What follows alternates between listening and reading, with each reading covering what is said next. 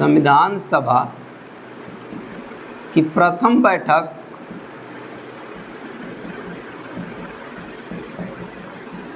9 दिसंबर 1946 को दिल्ली में होता है। और इस बैठक में हम देखेंगे कि डॉक्टर सच्चिदानंद सिन्हा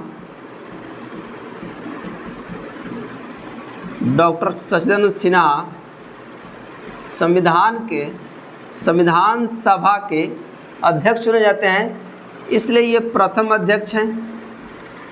प्रथम अध्यक्ष के साथ साथ ये अस्थायी अध्यक्ष भी थे। अस्थायी अध्यक्ष,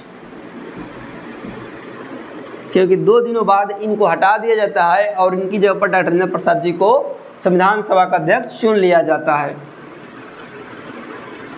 और ये जो है संविधान सभा के अध्यक्ष चुने गए थे, तो कारण ये था कि ये संविधान सभा के सबसे बुजुर्ग सदस्य थे। संविधान सभा के सबसे बुजुर्ग सदस्य थे, इसलिए इनका चुनाव अध्यक्ष के पद पर हुआ था। और ये जो बुजुर्ग की जो परंपरा है फ्रांस से ली गई थी। फ्रांस के गणतंत्र में ऐसा है कि जो बुजुर्ग व्यक्ति होगा, सबसे सीनियर जो व्यक्ति होगा, उसी को अध्यक्ष चुना जाता है। इसलिए हम लोगों ने उस परिपाटी का पालन किया, फ्रांस की परिपाटी को पालन किया, और पालन करने के उपरांत बुजुर्ग सदस्य होने के नाते डॉक्टर सच्चिदानंद सिन्हा जी को संविधान सभा का अध्यक्ष बनाया। हालांकि ये अस्थायी अध्यक्ष थे, लेकिन प्रथम अध्यक्ष थे। फिर इसके बाद 11 दिसंबर 1946 को 2 दिन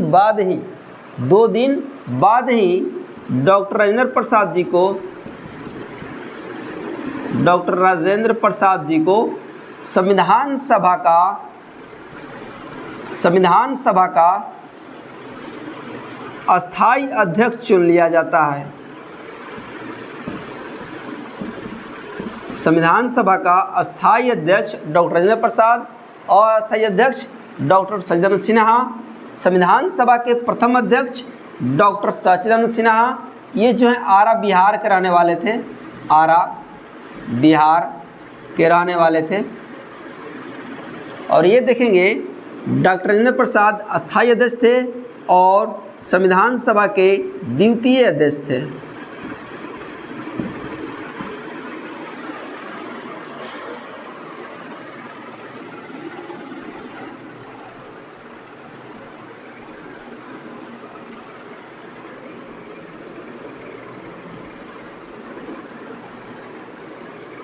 एक बात हम नोट करेंगे कि संविधान सभा में संविधान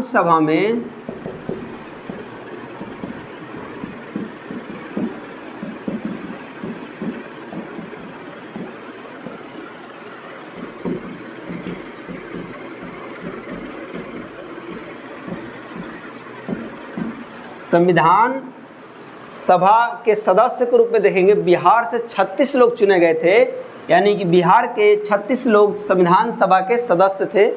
यानी कि संविधान सभा की जो सीटें थी बिहार में 36 थी। इस बात को आप नोट कर लेंगे, ये सब क्वेश्चन बीपीएससी में पूछे जाते हैं।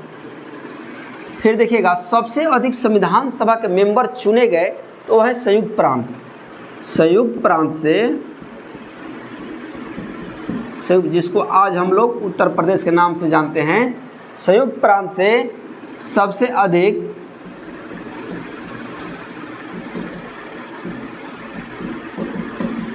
संविधान सभा सदस्य चुने गए। सबसे अधिक संविधान सभा जो मेंबर थे संयुक्त प्रांत से थे, उत्तर प्रदेश से थे।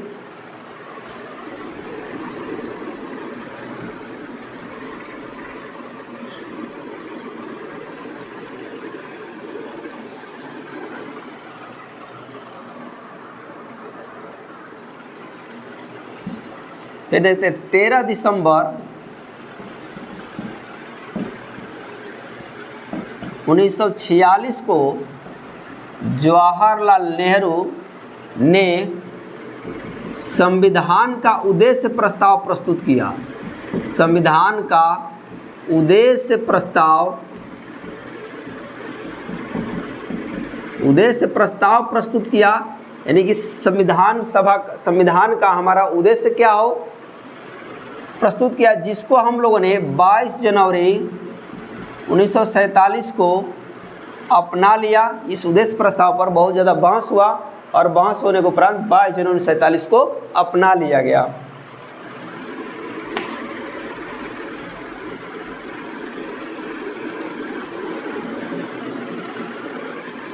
फिर हम देखेंगे कि डॉक्टर राजेंद्र प्रसाद जी ने ये संविधान सभा के अध्यक्ष थे। इन्होंने अनेक समितियों का गठन किया। संविधान बनाने के लिए अनेक समितियों का इन्होंने गठन किया। उन समितियों का हम अध्ययन कर लेंगे। संघ नियम समिति, ये जो बनाई गई थी जवाहरलाल नेहरू के अध्यक्षता में बनाई गई थी।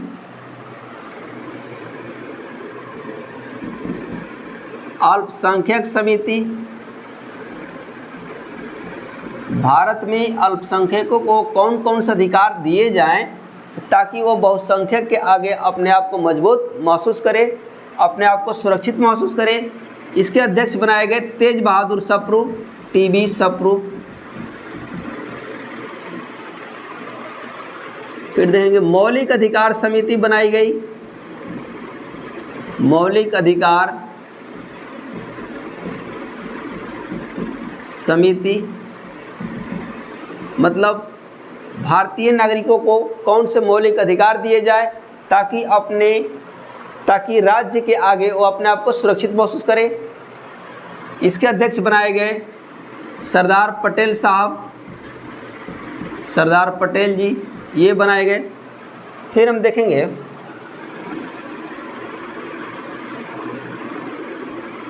झंडा समिति बनाई गई। ये तदर्थ कमेटी है, कुछ दिन के लिए कमेटी बनाई गई थी। इसके अध्यक्ष थे डॉक्टर राजेंद्र प्रसाद।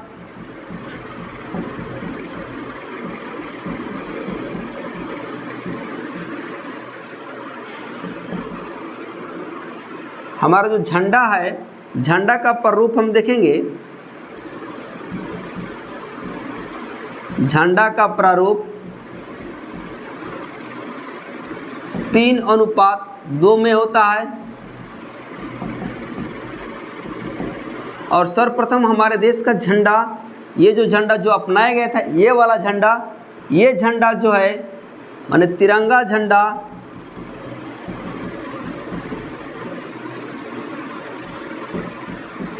वेंकैया पिंगालिया ने बनाया था। झंडे का डिजाइन हमारा वेंकैया पिंगालिया ने बनाया था। सर्वप्रथम तिरंगे झंडे का डिजाइन वेंकैया पिंगालिया ने बनाया था। इस बात को नोट कर लेंगे। फिर राज्य के नीति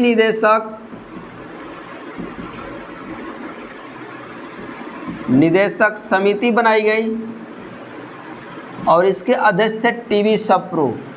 नोट कर लेंगे, दोनों का देखेंगे तो टीबी सप्रू ही हैं।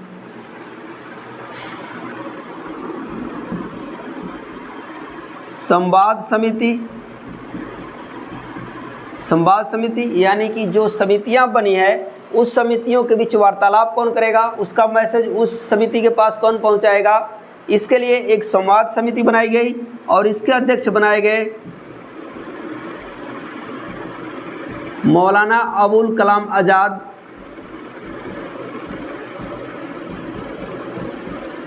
और ये भारत के एकमात्र ऐसे नेता हैं जिनका जन्म मक्का में हुआ है। भारत के एकमात्र नेता जिनका जन्म मक्का में हुआ है, ध्यान रखेंगे, एकमात्र इंडिया के राजनेता हैं जिनका जन्म मक्का में हुआ है।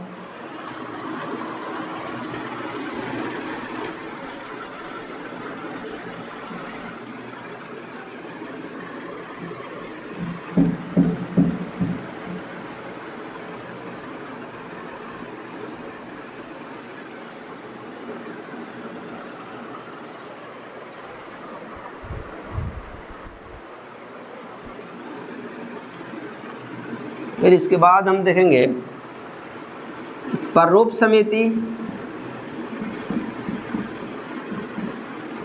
या इसको पांडुलेखन समिति, पांडुलेखन या मसौदा समिति या ड्राफ्टिंग कमेटी, ड्राफ्टिंग कमेटी कहते हैं। ये देखेंगे हम, थोड़ा सा नोट कर लीजिएगा। हमारा जो झंडा है उसका प्रारूप हम लोगों ने 22 जुलाई 1947 को अपनाया था।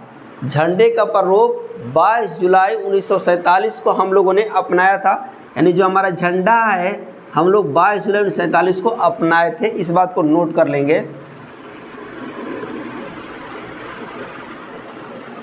फिर देंगे प्रारूप समिति, पांडुलेखन समिति, मसौदा समिति, ड्राफ्टिंग कमेटी।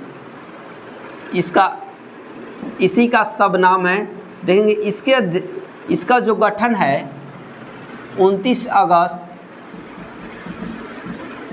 1947 को होती है। 29 अगस्त 1947 को होती है और इसके अध्यक्ष बनाए जाते हैं अंबेडकर साहब, भीमराव अंबेडकर, ये अध्यक्ष बनाए जाते हैं। इसके अलावा 6 और सदस्य बनाए जाते हैं। ये जो प्रारूप समिति बनती है इसमें टोटल 7 सदस्य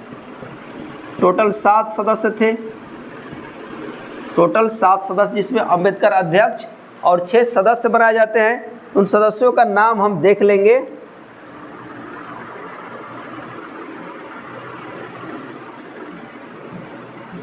डॉक्टर गोपाला, स्वामी अयंगर,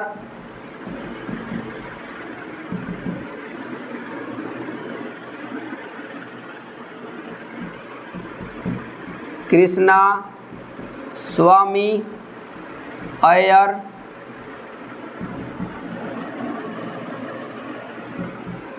के.एम. मुंशी,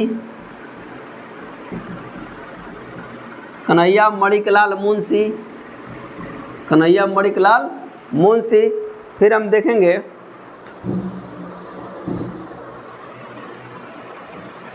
मोहम्मद सादुल्ला, डीपी खेतान,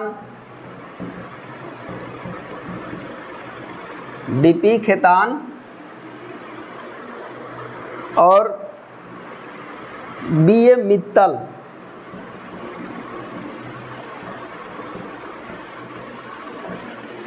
प्रारूप समिति में 7 सदस्य थे, जिसमें अंबेडकर जी अध्यक्ष और 6 अन्य सदस्य थे।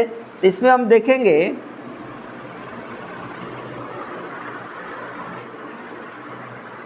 कि B.A. मित्तल साहब जो हैं इन्होंने इस्तीफा दे दिया, किसी कारण से इन्होंने इस्तीफा दिया और इनके जगह पर एन माधव राव आ गए। एन माधव राव, इनकी मृत्यु हो गई और इनके जगह पर टी.टी.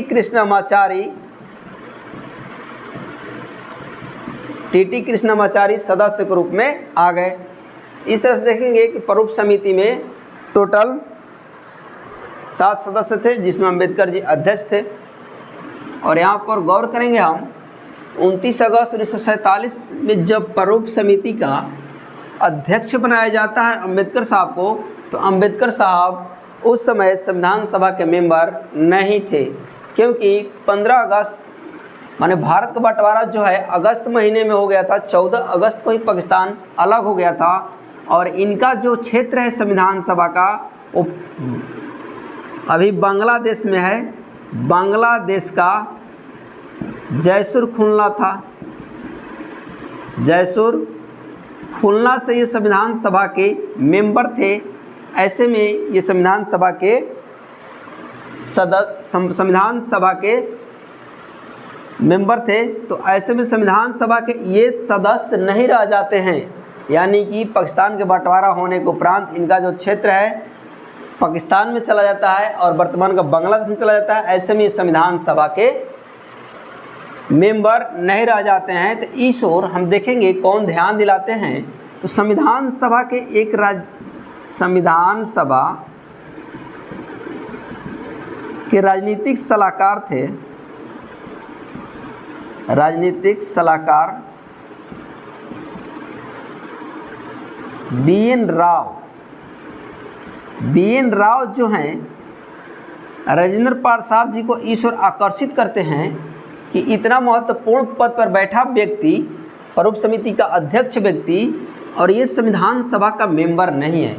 ऐसे स्थिति में महाराष्ट्र के प्रधानमंत्री, उस समय प्रधानमंत्री ही बोला जाता था मुख्यमंत्री को, और महाराष्ट्र उस समय नहीं था, बम्बई था।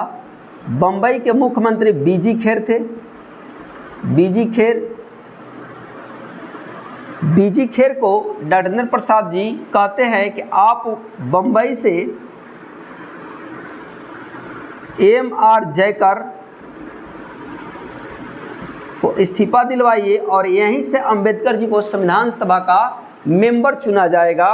ऐसे स्थिति में बी.जी. खेर M.R. जयकर को इस्तीफा दिलवाते हैं और यहाँ से फिर दोबारा अंबेडकर साहब चुनाव लड़ते हैं और यहीं से संविधान सभा के मेंबर रहते हैं। तो ऐसे इसमें क्वेश्चन रहेगा आपका क्वेश्चन कि भीमराव अंबेडकर संविधान सभा के मेंबर कहाँ से थे, तो आपको उसमें बम्बई भी मिल सकता है और जयसुर खुलना भी मिल सकता है।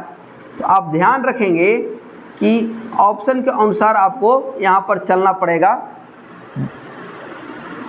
तो बम्बई और जयसुर खुलना दोनों जगह से ये सदस्य थे, लेकिन बाद में ये बम्बई से थे, तो लास्ट में आपको बम्बई लगाना पड़ेगा। ये बम्बई से चुने गए थे।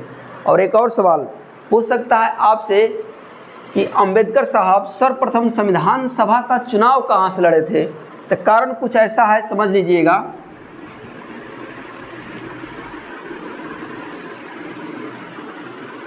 अंबेडकर साहब सर्वप्रथम बम्बई से चुनाव लड़ते हैं संविधान सभा का, और यहाँ पर चुनाव हार जाते हैं। तब चले जाते हैं जयसुर खुलना।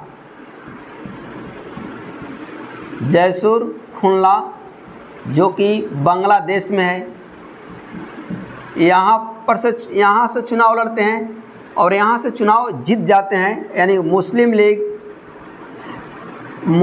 लीग और यूनियनिस्ट पार्टी थी, इसके सहयोग से ये जीत जाते हैं। यूनियनिस्ट पार्टी के सहयोग से ये जीत जाते हैं, लेकिन दुर्भाग्य से ये जो क्षेत्र है पाकिस्तान में चला जाता है। फिर दोबारा बम्बई से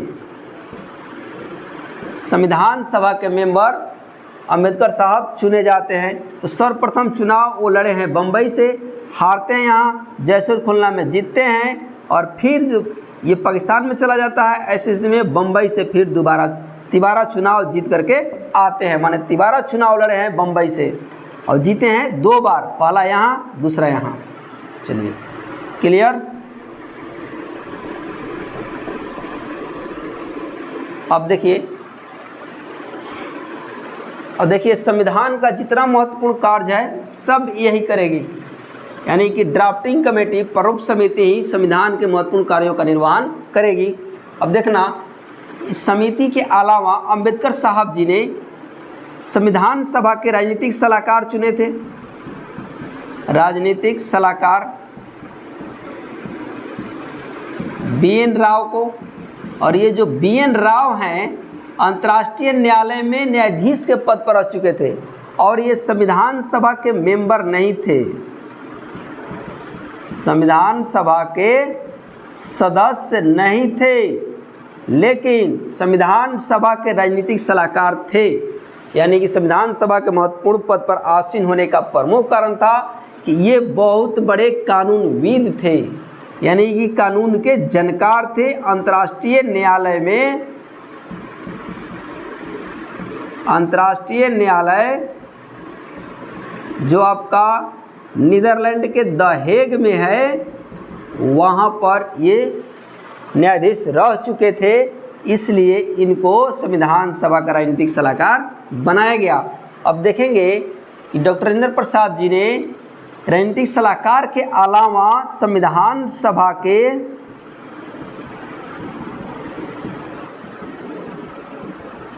दो उपाध्यक्ष चुने थे। दो उपाध्यक्ष एस.सी. मुखर्जी और वी.टी. कृष्णमाचारी।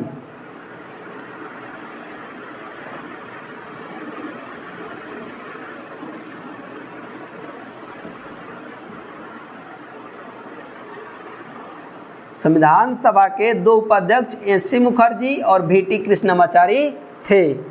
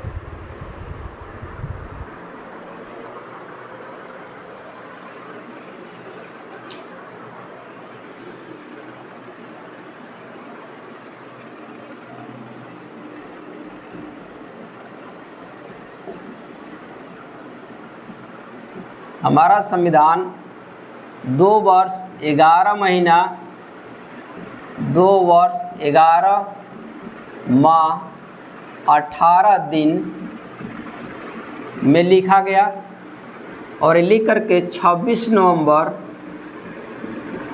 1949 को तैयार हुआ। इस दिन यानी अंगीकार हुआ और हमारा जो संविधान है 26 जनवरी 1950 को लागू हुआ। यहाँ पर देख लेंगे 26 नवंबर 1949 का जो डेट है, इस दिन अंगीकार हुआ है, आत्मर्पित हुआ है और 26 जनवरी 1950 के दिन हमारा संविधान लागू हुआ है। हमारे संविधान में देखेंगे टोटल 395 अनुच्छेद 395, अनुसूची 8 भाग 22 जो हमारा संविधान बना था, मूल संविधान में 395 अनुच्छेद 8 अनुसूची 22 भाग हैं। और देंगे हमारा जब संविधान 26 नवंबर 1949 के दिन आंशिक रूप से लागू हुआ था, जैसे आर्टिकल 394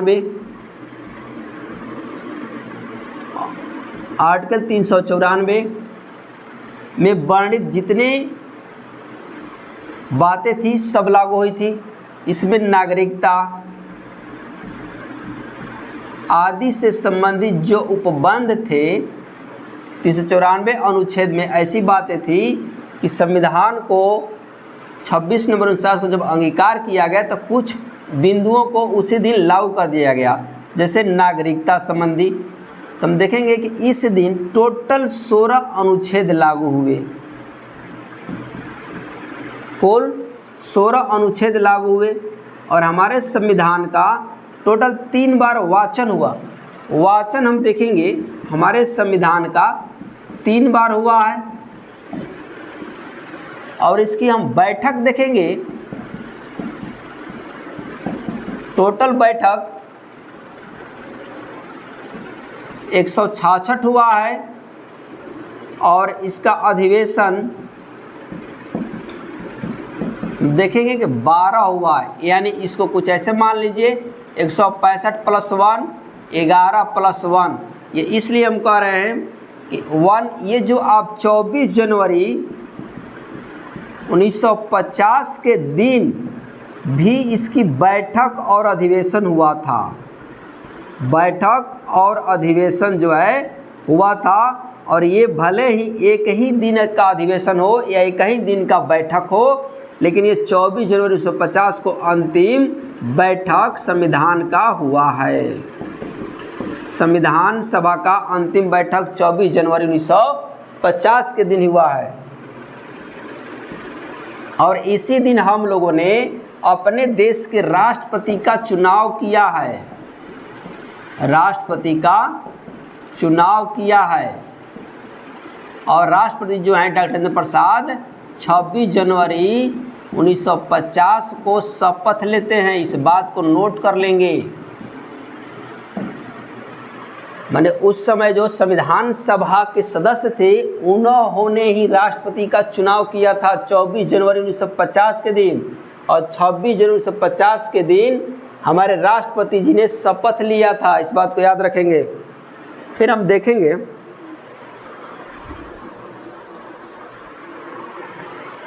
तो टोटल वाचन हमारे संविधान का 3 बार, बैठक 166 165 + 1 24 जनवरी वाला जोड़ेंगे, अधिवेशन 12 11 + 1 जोड़ेंगे, यानी कि ये एक जो हम जोड़ रहे हैं 24 जनवरी वाला जोड़ रहे हैं कि 24 जनवरी 1950 को जो बैठक हुआ उसको भी अधिवेशन माना जाता है, बैठक माना जाता है। अब देखिए हमारा जो संविधान बना इसमें मात्र 63 लाख रुपया लगा है।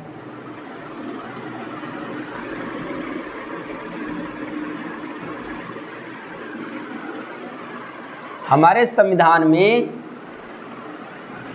कुल 63 लाख रुपया लगा है। इतने रुपया के व्यय में हमारा संविधान बनकर तैयार हो गया है।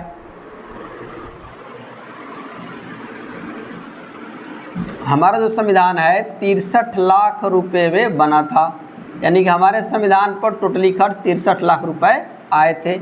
हमारा जब संविधान बन गया, लिखा गया, तो हुआ कि अंबेडकर साहब जी ने बोले कि मेरा राइटिंग अच्छा नहीं है, तो इसको किसी दूसरे द्वारा हस्तलेखन करा दिया जाए। तो हस्तलेखन के लिए प्रेम बिहारी नारायण रायजादा, प्रेम बिहारी नारायण रायजादा जी को बुलाया गया। इन्होंने ही हमारे संविधान का हस्तलेखन किया है, और हमारे संविधान पर खूबसूरती यानी पेंटिंग जो है नंदलाल बोस ने किया है। नंदलाल बोस ने हमारे संविधान की पेंटिंग की है, और हमारा संविधान जो है इटालियन स्टाइल में लिखा गया है। इटालियन स्टाइल में लिखा गया है, याद करेंगे हमारा संविधान इटालियन स्टाइल में लिखा गया है। इतना हो गया। हमारे संविधान का क्या नाम है? अनुच्छेद 393 में, अनुच्छेद 393 में हमारे संविधान का नाम लिखा है भारत का संविधान।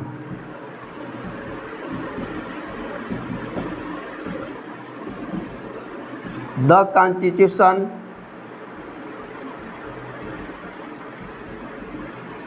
Of India.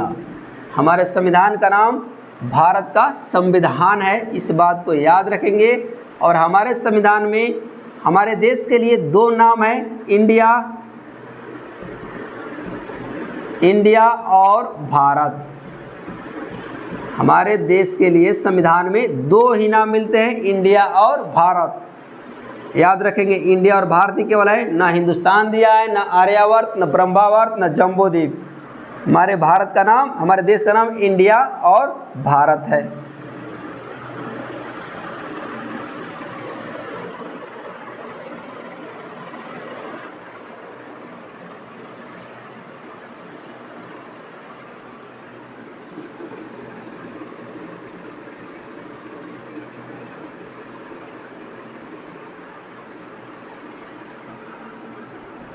याद रखेंगे जब हमारा देश आज़ाद हुआ उस समय संविधान सभा के मेंबर, संविधान सभा के सदस्य, यानी आज़ादी के बाद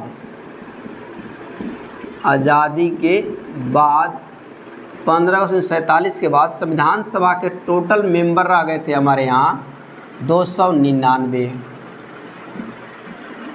जिसमें से 229 संविधान सभा के टोटल मेंबर रह गए थे 299। इसमें देखेंगे कि 229 ब्रिटिश इंडिया प्रांत के थे, ब्रिटिश इंडिया प्रांत, और 70 देसी रियासतों के थे राजा महाराजा। 70 देसी रियासतों के सदस्य थे और 229 ब्रिटिश इंडिया प्रांत के थे। इसी में आपका कुर्ग है कर्नाटक वाला, दिल्ली है, अजमेर मेरवाड़ा है, ये सब हैं। 229 ब्रिटिश इंडिया प्रांत और 70 देसी रियासतें। तो यहाँ पर भी पूछ सकता है कि कितने सदस्य मनोनीत थे, कितने निर्वाचित थे, पूछ सकता है। तो आप लिख सकते हैं कि 229 जो है निर्वाचित थे और 70 मनोनीत थे, यानी आज़ादी के बाद वाले में। हमारा जो संविधान बना, इस संविधान पर देखेंगे कि 284 सदस्यों ने हस्ताक्षर किया है। 284, 15 सदस्य देखेंगे कि 15 में से कुछ सदस्य स्वर्गवासी हो गए और कुछ ने मना कर दिया कि हम साइन इस पर नहीं करेंगे, यानी हमारे योग्य संविधान नहीं बना है। देखेंगे इसमें टोटल हमारे संविधान सभा में 15 महिलाएं थी, 15 महिला सदस्य थी। इसमें कुछ सदस्यों के नाम हम देख लेंगे। हंसा मेहता, सरोजनी नायडू,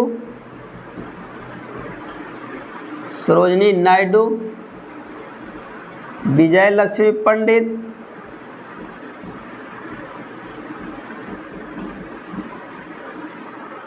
बेगम अयाज रसूल,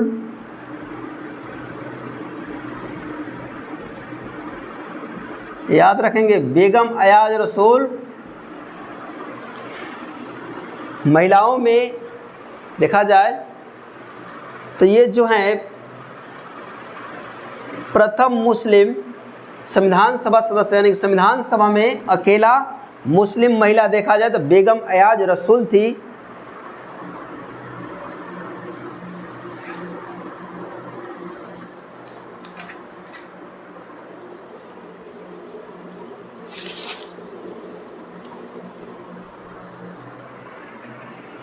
इसी में हम देखेंगे सुचेता कृपलानी भी थी, सुचेता कृपलानी, लीला राय,